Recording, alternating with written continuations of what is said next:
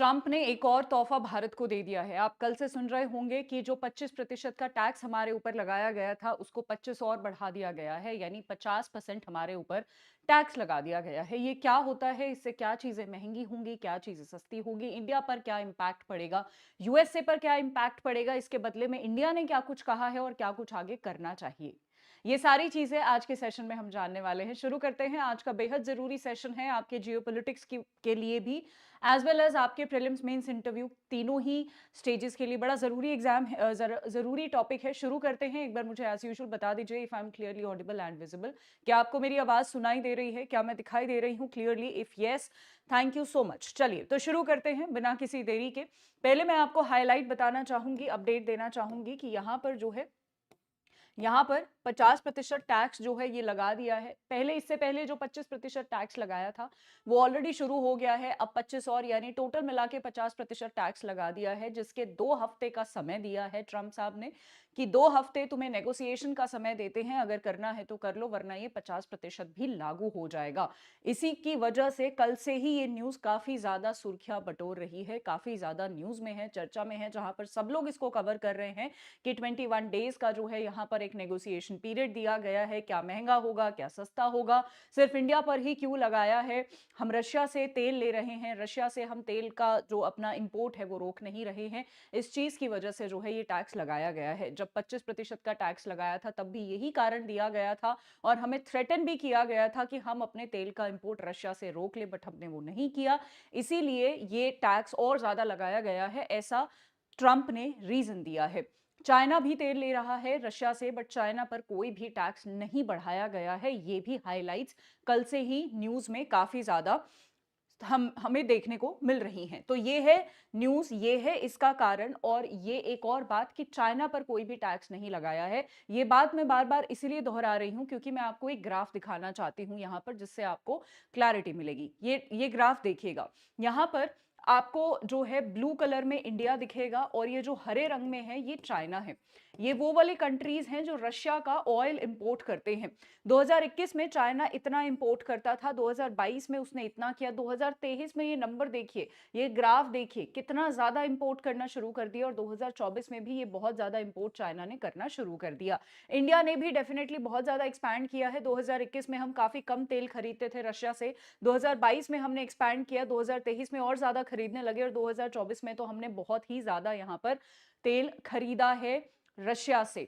अब प्रॉब्लम यही है यहां पर, ये जो मैं बार बार क्वेश्चन उठा रही हूं कि क्योंकि चाइना हमसे ज्यादा तेल खरीद रहा है, फिर भी चाइना पर कोई भी टैक्स नहीं लगाया गया है। इसका कारण भी समझेंगे। पहले वापस आते हैं न्यूज पर और हमारे जो कुछ और देश हैं उन पर भी टैक्स देख लेते हैं। ये फोटोज आप कल से इंस्टाग्राम पर देख रहे होंगे, वहीं से मैंने भी एक फोटो ली है। इंडिया पर 50% का टैक्स लगाया है और ब्राजील पर 50% का टैक्स लगाया है। क्या आप एक चीज देख रहे हो कि ब्राजील पर टैक्स लगा दिया है, चाइना पहले से ही अगेंस्ट में है, रशिया पहले से ही अगेंस्ट में है, तो ये एक ग्रुप बनाता है जो कि ऑलरेडी एक ग्रुप है ब्रिक्स करके। तो क्या ट्रंप जाने अनजाने में ऐसा करने वाला है कि ब्रिक्स कंट्रीज को एक साथ लाके खड़ा कर देगा? क्या फ्यूचर में ऐसा हो सकता है कि ब्रिक्स की करेंसी भी आ जाए डॉलर को रिप्लेस करने के लिए, डी डॉलराइजेशन की इस पहल में? क्या ऐसा हो सकता है? ऐसा होता हुआ दिखाई तो दे रहा है, इसके प्रूफ भी मैं आपको दिखाती हूं, बट उससे पहले इसको कंप्लीट करते हैं। Syria 41%, Laos 40%, Myanmar 40%, Switzerland 39%, Canada 35%, Iraq 35%, Serbia 35%, Algeria 30%। कुछ इंपॉर्टेंट जो देश हैं वो आप याद रख सकते हैं। वापस उस पॉइंट पर आते हैं कि अब ब्रिक्स को इकट्ठा लाकर ट्रंप खड़ा कर देगा, तो यहां पर दिख तो कुछ ऐसा ही रहा है। आप हमारे देख सकते हैं, हमारे जो national security advisor Ajit Doval साहब हैं, ये रशिया गए हैं इस यूएसए के इस ड्रामा के बीच में, यूएसए के इस टैक्स ड्रामा के बीच में गए हैं। और वहां पर अच्छी बात ये हुई है कि खुद प्रेसिडेंट साहब ने, पुतिन साहब ने इनको रिसीव किया है। जनरली क्या होता है कि अगर एनएस से गए हैं तो रशिया के भी एनएस से ही इनको रिसीव करेंगे। अगर फाइनेंस मिनिस्टर गए हैं तो रशिया के भी फाइनेंस मिनिस्टर ही उनको रिसीव करेंगे। अगर किसी भी ओहदे का इंसान, किसी भी पोजीशन का इंसान जाता है तो उस दूसरे देश में उनका जो काउंटर पार्ट होता है, यानी उसी पोजीशन पे जो इंसान होता है वो रिसीव करता है। बट यहां पर डायरेक्टली पुतिन साहब ने इनको रिसीव किया है। ये डेफिनेटली सिग्निफाई करता है कि रशिया इंडिया के साथ खड़ा है और ये आपस में मिलके क्या डिसाइड करने वाले हैं, यूएसए का क्या करना है, इस बात पर तो 100% चर्चा होने वाली है। तो देखते हैं क्या डिसाइड करेंगे। बट यू रशिया रशिया और इंडिया पहले से ही फ्रेंड्स थे, उनको और ज्यादा करीब डेफिनेटली यूएसए ने ला दिया है।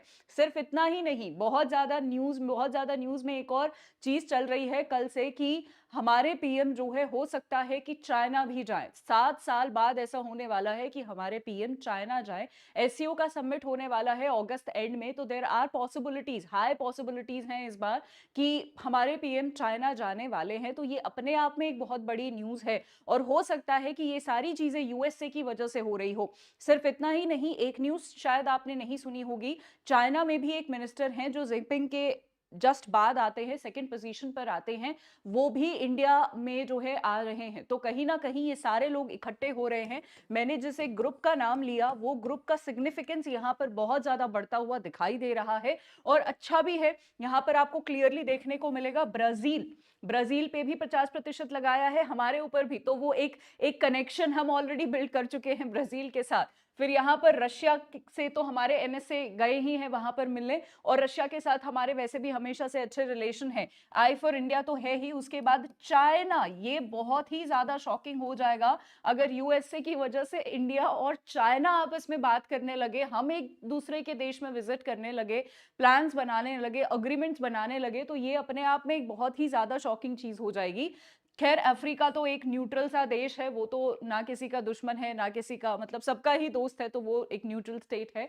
बट यहाँ पर जो मेजर पावर्स हैं, आप देख सकते हो कहीं ना कहीं वो साथ में आ रही हैं। 1-2 महीने में हो सकता है कि हमें ऐसा सुनने को मिले कि ब्रिक्स ने कुछ नया लॉन्च किया है और उसका हिडन रीजन यूएस से ही होने वाला है, बेशक ब्रिक्स उसको एक्सप्लिसिटली ना मेंशन करे।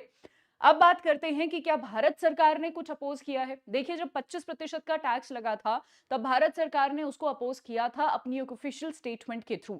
ये स्टेटमेंट आपने देखी होगी, नहीं देखी होगी तो मैं आपको बता देती हूं, जहां पर इंडिया ने बोला था कि यूएसए एक बहुत ही हिपोक्रेट देश है, अपनी हिपोक्रेसी दिखा रहा है, जहां पर क्लियरली फैक्ट बताए थे कि सिर्फ इंडिया ही नहीं, इंडिया तो चलो खरीद रहा है रशिया से ऑयल, बट यूरोपियन यूनियन का नाम इसलिए लिया गया क्योंकि यूरोपियन यूनियन भी तो एक बहुत ही पावरफुल वेस्टर्न देश है। तो वेस्टर्न देश खुद यहां पर बायलैटरल ट्रेड कर रहे हैं रशिया के साथ। यूरो 67.5 बिलियन गुड्स का ट्रेड किया है और यहां पर 17.2 बिलियन में ट्रेड्स सर्विसेज का ट्रेड किया है 2023 में। तो ये खुद ट्रेड कर रहे हैं, क्योंकि यूएसए ये कहता है कि आप रशिया से ट्रेड कर रहे हो, इसके बदले में रशिया के पास पैसे पहुंच रहे हैं, क्योंकि पैसे पहुंच रहे हैं तो वो अपना पैसा यूक्रेन के खिलाफ लड़ने में लगा रहे हैं, इसीलिए ये वॉर नहीं रुक रही है और इसीलिए बहुत सारे लोग मर रहे हैं। इस पे मैंने एक और अलग एंगल भी डिस्कस किया था कि लोग, अच्छा इंडिया तेल खरीद रहा है इसीलिए मर रहे हैं, लोग इसीलिए तो मर ही नहीं रहे हैं क्योंकि आप सबसे बड़े आर्म्स के एक्सपोर्टर हो, सबसे ज्यादा आर्म्स एमिनेशन आप बेचते हो पूरी दुनिया में, उससे तो लोग मरते नहीं हैं। और भी बहुत सारे कारण मैंने आपको बताए थे। और यहां पर एक और चीज हमारी सरकार ने बोली है कि यूरोपियन यूनियन भी अगर हम साइड में हटा दे तो यूएसए खुद रशिया से ट्रेड करता है अपने न्यूक्लियर एनर्जी के लिए, अपने इलेक्ट्रिक व्हीकल्स के लिए, अपने फर्टिलाइजर के लिए, ये सारी चीजें रशिया से आती है यूएसए में। जब ट्रंप से ये पूछा गया कि तुम इंडिया को रोक रहे हो, तुम बाकी देशों को रोक रहे हो रशिया के साथ ट्रेड करने से, तुम खुद क्यों नहीं रुकते हो, तो यूएसए ने यानी ट्रंप ने बहाना बनाया कि मुझे पता नहीं था। अच्छा ऐसा है, ये मैं चेक करके बताता हूं, मुझे पता नहीं है कि हम ये सारी चीजें खरीद रहे हैं रशिया से। खैर एनीवेज, इस बार एक और हमने सॉलिड जवाब दिया है, एक बहुत ही अच्छा जवाब दिया है और काफी सारी चीजें यहाँ पर स्टेटमेंट ऑफिशियल स्पोक्स पर्सन जो हमारे एक्सटर्नल अफेयर के हैं उन्होंने दी है। मैं आपको रीड करके ये जरूर बताऊंगी। USA has in recent days targeted India का इंपोर्ट फ्रॉम रशिया। यूएसए ने टारगेट किया है हमारा इंपोर्ट जो हम रशिया से करते हैं। We have already made clear our position on these issues including the fact that our imports are based on market factors and done with the overall objective of ensuring the energy security of 1.4 billion people in India। कि हमारा जो तेल खरीदना है वो किसी politics से related नहीं है, हम अपने लोगों की एनर्जी सिक्योरिटी को सुनिश्चित करना चाहते हैं और पूरा पूरा मार्केट फैक्टर्स पर ये सारी चीजें बेस्ड है, ना कि किसी पॉलिटिक्स पर बेस्ड, ना कि किसी युद्ध को बढ़ावा देना चाहते हैं हम, ये सारे कारण नहीं है। It is therefore extremely unfortunate that the USA should choose to impose additional tariff on India for actions that several other countries are also taking in their own national interest। कि ये बड़ा अनफॉर्चुनेट है कि हम तेल खरीद रहे हैं तो हमारे ऊपर इतना भारी टैक्स लगा दिया, लेकिन हमसे भी ज्यादा कुछ कंट्रीज हैं जो खरीद रहे हैं, उन पे कोई भी टैक्स नहीं लगाया है। We reiterate that these actions are unfair, unjustified and unreasonable। तो ऐसा नहीं है कि हम बोल नहीं रहे हैं, डेफिनेटली हम इस बार तो एटलीस्ट खड़ा होकर स्टैंड ले रहे हैं कि ये जो भी चीजें आपने करी हैं ये अनजस्टिफाइड हैं, अनफेयर है और अनरीजनेबल है। India will take all actions necessary to protect its national interest. हम सारे वो चीजें करेंगे जो अपने राष्ट्रीय हित में है। तो ये यहाँ पर कल ही जो है आप देख सकते हैं एक स्टेटमेंट आया है हमारी मिनिस्ट्री द्वारा। आगे बढ़ते हैं और कुछ स्टैटिस्टिक्स की अब फाइनली बात कर लेते हैं कि यूएसए जो इतना कुछ कर रहा है, एक्चुअली में यूएसए को एक्चुअली में हम ट्रेड कितना करते हैं, हमें कितना नुकसान होने वाला है, और फाइनली उस पॉइंट पर आते हैं कि कौन से सेक्टर को कितना नुकसान यहां पर होने वाला है। उससे पहले ट्रेड समझिएगा। यहां पर this is export from USA to India, यानी यूएसए जो हमें बेचता है वो 3.46 लाख करोड़ का समथिंग का सामान हमारे देश में बेचता है। वहीं हम जो यूएसए को देते हैं वो 7.35 लाख करोड़ का हम बेचते हैं। ये ऐसा नहीं है कि ये ट्रंप के लिए ही पेन पॉइंट रहा है, इससे पहले भी जो भी प्रेसिडेंट्स रहे हैं उनके लिए भी एक बहुत बड़ा पेन पॉइंट रहा है, क्योंकि ट्रेड के टर्म्स में हम हमेशा ट्रेड सरप्लस में रहे हैं यूएसए के साथ, यानी हम उनको ज्यादा सामान बेचते हैं, हम उनसे कम सामान खरीदते हैं। बट ट्रंप की तरह हरकतें, ट्रंप की तरह मैडनेस किसी ने भी इससे पहले वाले प्रेसिडेंट्स ने भी नहीं करी है। ऐसा नहीं है कि वो उन्होंने अमेरिका का नहीं सोचा, ऐसा नहीं है कि उन्होंने जो है इस तरीके की ट्रेड नहीं करी है, सब करा है, वो भी प्रॉफिट चाहते थे, बट ट्रंप की तरह डेफिनेटली किसी ने नहीं किया है। जो आइटम्स यहां पर यूएसए हमें बेचता है वो है क्रूड ऑयल, पेट्रोलियम, कोल, डायमंड्स, एयरक्राफ्ट, स्पेसक्राफ्ट पार्ट्स। जो हम लोग यूएसए को बेचते हैं वो है pharmaceuticals, telecom devices, jewellery, petroleum and clothing. ये कुछ चीजें हैं जो हम उसको बेचते हैं। यहां पर देखिएगा, और ये बड़ा इंपॉर्टेंट इमेज है, यहां पर मैंने एक फार्मास्यूटिकल्स का इमेज लगाया है। ये मैंने इसलिए लगाया है ताकि मैं आपको ये बता पाऊं, क्योंकि बहुत ही चालाकी से यूएसए ने कुछ सेक्टर्स पर टैरिफ नहीं लगाया है या कुछ सेक्टर्स को टैरिफ से बाहर रखा है। इससे पहले आपको ये पूरा जो है कॉन्सेप्ट समझना पड़ेगा। मैं चाहती हूं अगर सेशन पसंद आ रहा हो तो सेशन को लाइक जरूर कीजिएगा। ओके, हाँ जी। मैं क्या बोल रही थी, तो आपको ये पूरा समझना पड़ेगा। जब हम ये बोलते हैं कि टैक्स हमने बढ़ा दिए हैं या यूएसए ने हमारे ऊपर टैक्स बढ़ा दिया है, उसका ये मतलब होता है कि मान लीजिए ये एक सामान है जो मैं यूएसए को बेचती थी। ये सामान मैं 50 रुपए में यूएसए को, या फिर लेट्स से 100 रुपए में मैं ये यूएसए को बेचती थी। यूएसए में ये सामान जाता था और यूएसए में 100 रुपए का ही ये बिक जाता था। अब यूएसए बोल रहा है कि 100 रुपए का नहीं, जब ये सामान तुम्हारा हमारे घर पे आएगा, हमारे देश में आएगा, तो हम इस पे 50% का टैरिफ लगाएंगे, 50% का टैक्स लगाएंगे और हम इसको 150 रुपए का बना देंगे। अगर ये सेम सामान जो 100 रुपए में मिल सकता है, बाकी और देश भी हो सकता है इसको 100 रुपए में दे रहे हो, 90 रुपए में दे रहे हो, 120 रुपए में दे रहे हो, तो हमारा सामान यानी इंडिया का सामान 150 रुपए में यूएसए के लोग क्यों खरीदेंगे? अब ऐसा नहीं है कि इससे इंडिया को ही नुकसान होगा। देखिए, इंडिया को तो होगा ही, क्योंकि हमारा सामान अब कम बिकने वाला है यूएसए में, यानी हमारे एक्सपोर्ट्स कम हो जाएंगे। बट यूएसए के लोगों को भी तो नुकसान है, क्योंकि उनको ये जो है महंगे सामान खरीदने पड़ेंगे। इसीलिए अब इसकी दो चीजें हो सकती हैं, या तो यूएसए के लोग दूसरे देशों के सामान खरीदने लग जाए, हो सकता है ये सेम चीज वियतनाम से भी आती हो 120 रुपए में, तो वो लोग वो खरीदने लग जाएंगे, वो लोग हमारा 150 रुपए का ये प्रोडक्ट नहीं खरीदेंगे।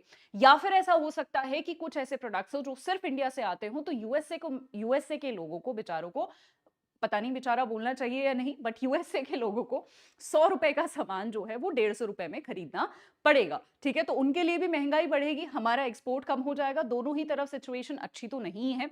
बट आगे समझते हैं। यहां पर कुछ मेडिसिन एक्सपोर्टिंग कंट्रीज हैं, यानी ये वो वाले देश हैं जो यूएसए को दवाइयां देते हैं। यहां पर फार्मास्यूटिकल्स जो सेगमेंट है वो बड़ा इंपॉर्टेंट है। आप देखेंगे आयरलैंड, जर्मनी, स्विट्जरलैंड और इंडिया, यहां पर बहुत सारी जेनरिक मेडिसिन, एंटीबायोटिक्स वगैरह हम यूएसए को देते हैं। और बहुत ही क्लेवरली यूएसए ने बोला है कि हम फार्मास्यूटिकल्स को इस टैक्स के दायरे से बाहर रखते हैं। और भी कुछ ऐसे सेक्टर्स हैं जिनको टैक्स के दायरे से, ये 50% जो टैक्स लगा है इसके दायरे से बाहर रखा गया है। क्यों? क्योंकि भारी मात्रा में यूएस से ये सारी चीजें हमसे खरीदता है और यूएसए नहीं चाहता कि ये जो भारी मात्रा में चीजें आती हैं, जिनके लिए वो हमारे ऊपर डिपेंडेंट है, हमारे ऊपर निर्भर है, वो चीजें अपने लोगों के लिए, अपने देशवासियों के लिए वो महंगा करे। अब एक लिस्ट देखते हैं और आज की सबसे इंपॉर्टेंट स्लाइड है ये, तो ध्यान से देखिएगा। ये वो लिस्ट है जहां पर क्लियरली बताया गया है कि पहले क्या चीजें थी और अब क्या चीजें हैं, जिन पर कितना टैक्स है, कितनी बड़ी है। सो यहां पर क्लियरली आपको दिखेगा, एक ये वाला आप पैराग्राफ, ये वाला एक लाइन देख, रो देखिएगा, और एक ये वाला जो है रो देखिएगा। ये पहला वाला है, यानी श्रिम्प्स जो हमारे समुद्री वो होते हैं, यहाँ पर उन पे 0% टैरिफ लगता था, अब उन पे 50% टैरिफ हो गया है। पेट्रोलियम प्रोडक्ट्स पे 6.9% टैरिफ लगता था, ठीक है। सो अभी भी यहां पर जो है 6.9 ही है, ठीक है, यानी यहां पर अभी जो है एक्स्ट्रा उस पर नहीं बढ़ाया गया है। ऑर्गेनिक केमिकल्स पे 4% टैक्स लगता था, अभी इसमें 50 और ऐड करके 54% टैक्स हो गया है। फार्मास्यूटिकल्स अगर आप देखेंगे, इस पे 0 था और 0 ही है। रीजन, क्योंकि भारी मात्रा में जो है फार्मास्यूटिकल्स हमारे देश से यूएसए में जाते हैं, और यूएसए डेफिनेटली नहीं चाहेगा कि फार्मास्यूटिकल्स पे टैक्स बढ़े और फार्मास्यूटिकल्स, दवाइयां वगैरह जो है महंगी हो यूएसए के आम इंसान के लिए। उसके बाद यहां पर कारपेट पे 2.9% यहां पर टैक्स लगता था, 50% उसमें ऐड होने के बाद 52% हो गया है, 52%, 52.9% टू बी प्रिसाइज। एपरल्स पे जो निटेड, जो हाथ से सिले हुए जो कपड़े थे, यहां पर 13.9% टैक्स लगता था, 50% मिलके उसमें 63% टैक्स हो गया है, 63.9। वोवन, जो वोवन करे हुए जो कपड़े होते थे, 10.3% टैक्स लगता था, 50% मिलके अब 60.3% टैक्स हो गया है। टेक्सटाइल्स पे ओवरऑल 9% टैक्स लगता था, 50% मिलके 59% टैक्स हो गया है। डायमंड गोल्ड के जो प्रोडक्ट्स होते थे, 2.1% टैक्स लगता था, बस अब 50% बढ़ के 52.1% टैक्स हो गया है। स्टील, एल्यूमिनियम, कॉपर पे 1.7 लगता था, 50 उसमें मिलके अब 51.7% टैक्स हो गया है। मशीनरी और मैकेनिकल अप्लायंसेस पे आप देख सकते हो 1.3% टैक्स लगता था, 50 उसमें जुड़ के 51.3% हो गया है। एक स्मार्टफोन को भी एक्सेप्शन दिया गया है, स्मार्टफोन पे कोई भी टैक्स नहीं है, तो एक स्मार्टफोन को यहाँ पर एक्सेप्शन कैटेगरी में डाला है उन्होंने, फार्मास्यूटिकल्स को एक्सेप्शन कैटेगरी में डाला है, बाकी और किसी चीज को यहाँ पर बहुत ज्यादा जो है एक्सेप्शंस नहीं मिले हैं। ये एक डेटा है जो आपको डेफिनेटली याद रखना चाहिए, इससे काफी ज्यादा आपको क्लैरिटी मिलेगी। अब क्योंकि हमने सारे स्टैटिस्टिक्स समझ लिए हैं, हमने सारी चीजें समझ ली हैं, अब क्वेश्चन आता है कि इंडिया को क्या करना चाहिए। इंडिया के पास देखिए 3 ऑप्शंस हैं। पहला ऑप्शन है वेट एंड वॉच, क्योंकि पता नहीं ट्रंप कब सुबह उठ के क्या चीज बदल दे, तो हमें कुछ करने की जरूरत ही नहीं पड़ेगी। सेकेंड ऑप्शन है, बहुत सारे जो है बातें बोली जा रही है, बहुत सारे अभी न्यूज चल रही हैं कि हो सकता है ट्रंप जो है वो रशिया से बातचीत करे और हो सकता है ये यूक्रेन युद्ध जो है रुक जाए। अब पता नहीं वो रुक पाएगा या नहीं रुक पाएगा, या फिर हमेशा की तरह ट्रंप सिर्फ बोल ही रहे हैं कि मैं ये युद्ध रुकवा दूंगा क्योंकि उसको नोबेल प्राइज चाहिए। सो वो एक अलग बात है, रुकेगा या नहीं रुकेगा। अगर रुकता है तो शायद हो सकता है कि ये टैक्सेस कम हो जाएं, क्योंकि उसके हिसाब से जो ये टैक्सेस लगाए गए हैं वो इसीलिए क्योंकि यूक्रेन का जो वॉर है हम वो नहीं रुकने दे रहे हैं, क्योंकि हम रशिया को काइंड ऑफ इनडायरेक्टली फंडिंग कर रहे हैं उसका तेल खरीद के। तीसरी जो चीज है जो हम कर सकते हैं वो ये ब्रिक्स वाली चीज है। मैंने आपको पहले भी बताया, ये जो एक ग्रुप है ये आज के टाइम में बहुत ही ज्यादा इंपॉर्टेंट ग्रुप बन गया है, specially against USA, specially against dollar. तो इसके संदर्भ में, इसके कॉन्टेक्स्ट में, इसको यूज करके हम बहुत सारी चीजें कर सकते हैं। शायद हमने करना शुरू भी कर दिया है, बट अभी वो ऑफ द कैमरा चीजें चल रही हैं। I am sure on camera, on newspaper वो सारी चीजें आएंगी, but I am sure BRICS कुछ ना कुछ तो कर रहा है। जहां पर ब्राजील हमारे साथ है उस पर भी सेम सेम टैक्स लगा है, रशिया हमारे साथ हमेशा से ही था, अभी भी हमारे एनएसए वहां पर गए हैं, वहां के प्रेसिडेंट ने उनको डायरेक्टली जो है रिसीव किया है। फिर चाइना से भी हमारी वार्तालाप शुरू हो गई है फॉर अ चेंज, और ये डेफिनेटली एक अच्छी बात है। तो फ्यूचर में अब देखिए 1-2 महीने में शायद सब कुछ क्लियर हो ही जाएगा कि क्या होने वाला है। सो ये कुछ उपाय हैं जो इंडिया कर सकता है, और आज का सेशन भी इसी के साथ खत्म होता है। आई होप सेशन आपको अच्छा लगा होगा। अगर अच्छा लगा तो इस सेशन को लाइक जरूर करके जाइएगा अपने अपने प्लेटफॉर्म्स पर, जिसको ये मुद्दा समझना है वहां वहां पर, चाहे व्हाट्सएप हो, इंस्टाग्राम हो, फेसबुक हो, टेलीग्राम हो, सारी जगह शेयर ज़रूर कीजिएगा। जाते-जाते बताना चाहूँगी कि इस रक्षाबंधन के शुभ अवसर पर अड्डा 24/7 आप सभी को 79% ऑफ एंड ट्रिपल वैलिडिटी सारे ही बेसिकली बैंक महापैक प्लस पर प्रोवाइड कर रहा है। इसमें अगर आप Y674 ये कोड अगर आप यूज़ करते हैं Y674 तो आपको 80% discount and triple validity bank महापैक प्लस पर मिलेगा। बैंक महापैक प्लस का फायदा ये है कि इसमें ईपी माफ कीजिएगा, इसमें जितने भी हमारे रेगुलेटरी बॉडीज के एग्जाम है, बैंकिंग के एग्जाम है, सारे एग्जाम आपको यहीं पर मिलते हैं। ज्यादा अफोर्डेबल ये बैच पड़ता है। उसके अलावा मेरे सारे सेशंस और सारे पीडीएफ के लिए ये टेलीग्राम जरूर ज्वाइन कर लीजिए ताकि आपका एक भी सेशन मिस ना हो। So that is it for today. I hope you really really liked the session. Thank you so much. Bye bye and take care.